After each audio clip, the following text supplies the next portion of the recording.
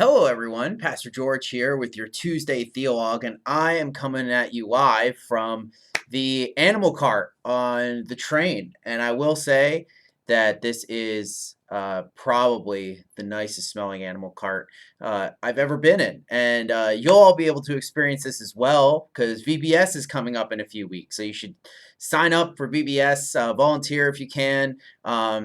Tell people about it, right? We love to have as many kids as we can get here. So please let people know, and yeah, and you'll be able to experience the pigs and the sheep and all that good stuff with me too. Change of pace. I'm here to talk what I want to talk about. So, what I wanted to talk about this week is actually a podcast that I've been listening to recently, and it's a podcast about Mark Driscoll and Mars Hill. Um, I'll give it a little bit of an intro to that because I don't know if everyone is familiar with who Mark Driscoll is or with Mars Hill. So Mark Driscoll still is a pastor. He's at a church in Phoenix, I believe, these days, uh, and he was one of the biggest pastors in the United States.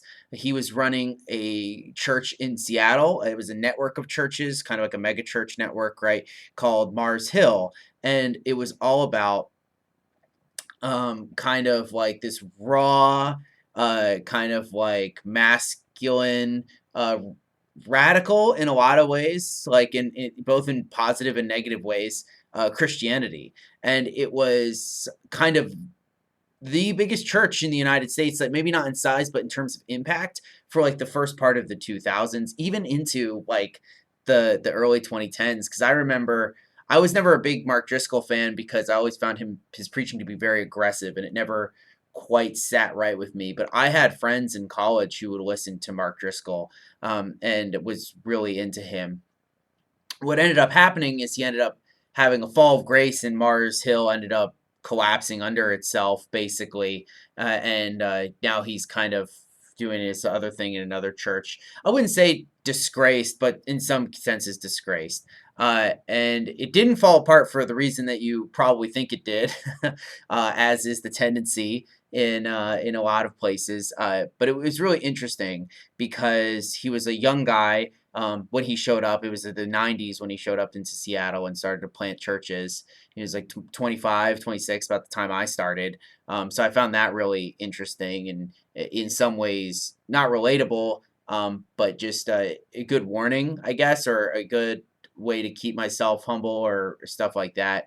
But anyway, he showed up and a young guy ended up planning church, being very big, speaking deals, all this type of stuff, and everything.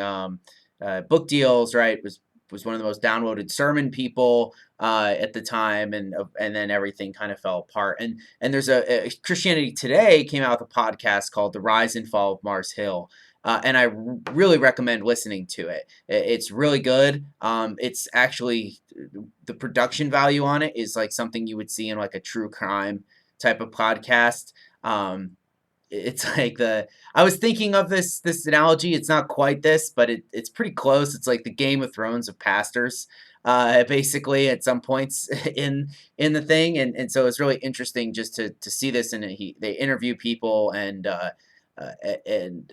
it's just well done. And I think there were two lines from the first first podcast that stuck out to me that I think are worth pondering. And the first one was more of a self thing where it was like, where they talked about Mark Driscoll and they talked about he's one of those people that has the gifts but not the maturity. And I was, thinking of a joke in my head. I was like, I have the maturity but not the gifts. Where's my mega church or whatever. But anyway, that was really interesting because there are a lot of people that are like that, where they have these great talents, and it's not even maturity can mean an age or whatever, but it really is in wisdom. There are many people who are incredibly gifted but don't have the Christian maturity in order to carry these gifts out well, and they'll end up kind of sinking their own ship a little bit. And the second thing that kind of stuck out to me from the first video is this idea, or not video, sorry, it's a podcast. So first episode is this idea that's kind of raised towards the end of the podcast, where it comes to this idea of Mark and his kind of way that he would get people to do things. And he has this one line that he uses a few times where he talks about like trust. What does he say? He says uh, trust is hard to earn, easy to be lost, or whatever. And that's something he would say before he kind of like cut someone out or whatever. And I think that that's really interesting because it's true. I think he's right. He's a very good preacher in that way, and in the way if he says things that are very compelling.